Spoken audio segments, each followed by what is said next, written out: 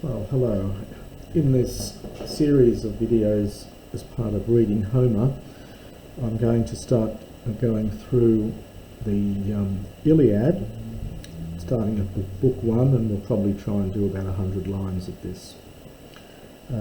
As background, you might like to have a look at the video on the first book of the Odyssey, where I talk a little bit about some of Homeric language. The purpose of these videos is very humble. It's just really meant to help students who want to make a start on Homer but might feel a little bit daunted by the language and just need to be taken through 100 lines or so to find their feet.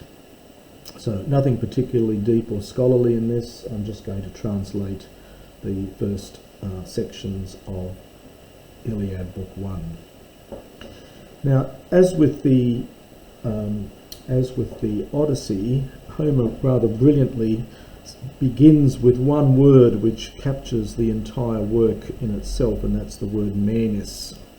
It's connected with minamai, to be crazy, to go mad, connected with our word madness, mania.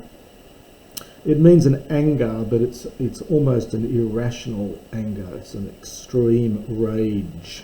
Rage is probably a nice way of translating it, although it's very hard to get it exactly into English. So this is in the accusative, and the Iliad begins, as does the Odyssey, with an invocation to the goddess. We're not told who the goddess is, but invocation to the goddess to relate the story of this Menis. So we have an imperative, aede, from aedo, to sing. So sing thea, O goddess, of the rage, the menis, of Achilles. There's a genitive of Achilles. Notice there are various spellings of Achilles. This one's only got one lambda for the sake of meter, to make a short syllable here, I think. So sing of the rage of Achilles, son of Peleus. We get the Peleae root here, and this is a patronymic ending. This is a genitive of the patronymic ending. So sing, O goddess, of the rage of Achilles, son of Peleus, and then the rage which is ulomenein, destructive. Very powerful word put at the beginning of the next line here. This is enjambment, to emphasize it. So sing, O goddess, of the destructive rage of Achilles, son of Peleus. He, relative pronoun, which, etheka from tithemi, which placed Muria algia. This is from algos. This is a neuter noun. This is the uncontracted plural form. You would get algae. Normally it's algea. It's an alpha missing here. So the myriad woes, myriad griefs, 10,000 griefs to the Achaeans. And now we need a verb, and here it is at the end of the line. This is from pro-eapto, to hurl. And hurled many stout or valiant souls, on the next line, heroon, of heroes, to Hades. So this is all after this relative pronoun here. So which placed 10,000 griefs for the Achaeans, and hurled many valiant souls of heroes to Hades. Autus de heloria tuke kunesin. Now our verb is tuko here. There's a word, a noun, tukos, a vessel. It's a vague word meaning to make.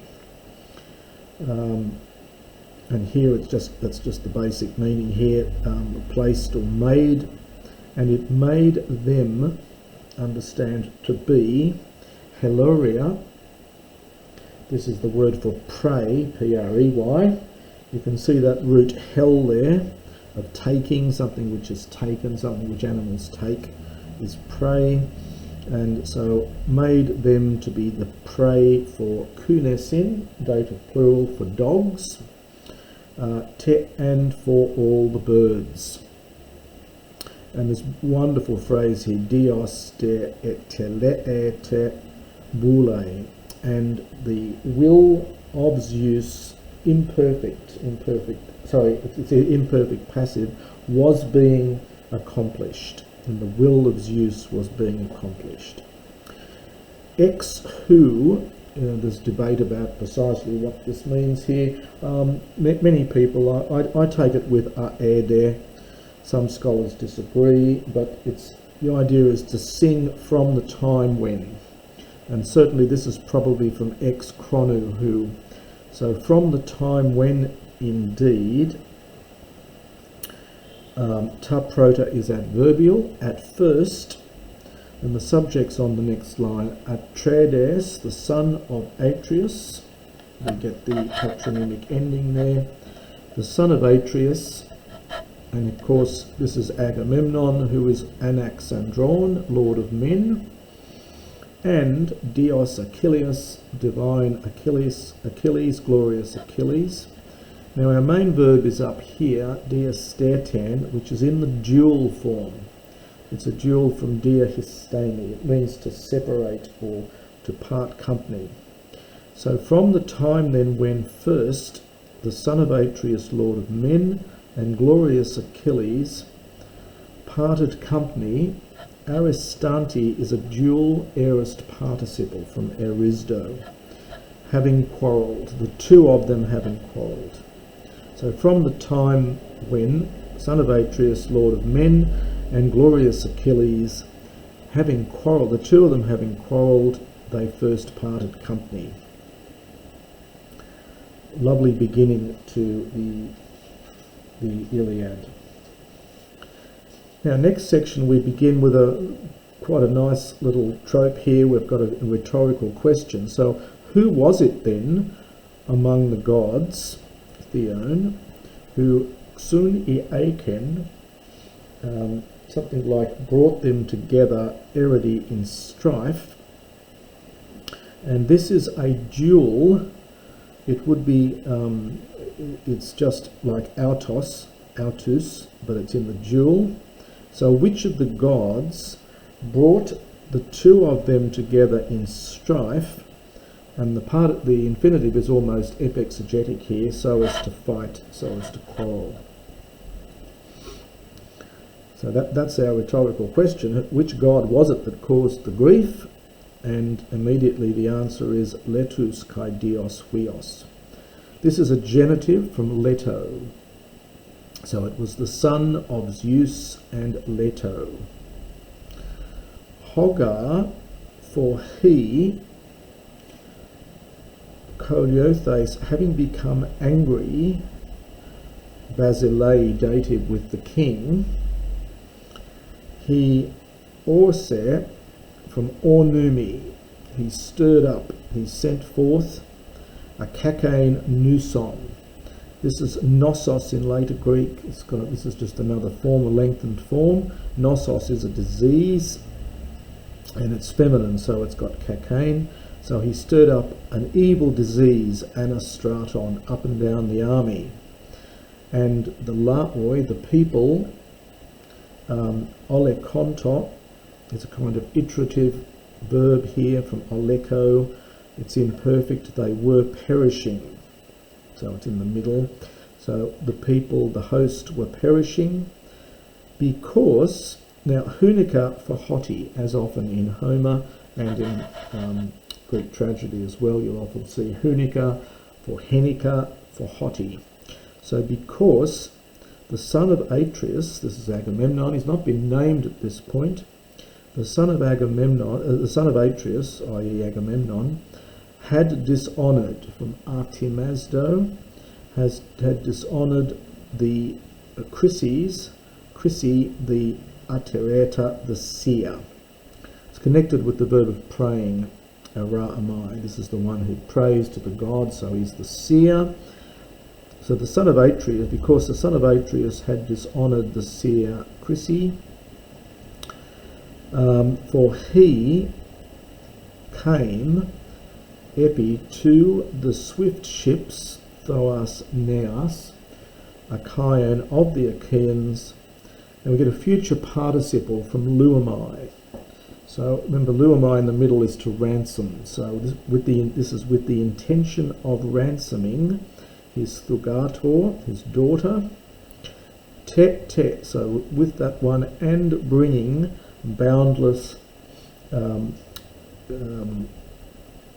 apoina requital, so boundless ransom. So with the intention of ransoming his daughter and bringing boundless booty, boundless ransom, having, now the stemmata, these were bits of loose bits of ends of wool that were tied around the top of the staff. So having pieces of wool, sometimes translated as ribbons, enkersi in his hands, around, this is this ana, up and down, the golden sceptre of far-shooting Apollo. And it's appropriate that Apollo should be here far-shooting because he's about to shoot arrows at them, and the arrows bring this evil disease. And he prayed to, he besought, this is from Lysimai, so this is the seer. So he besought all the Achaeans, he begged all the Achaeans, Malista, but especially the two Atreida, sons of sons of Atreus, and the leader of the people. This is the two sons of Atreus. Sorry, this is in the dual because there's two of them.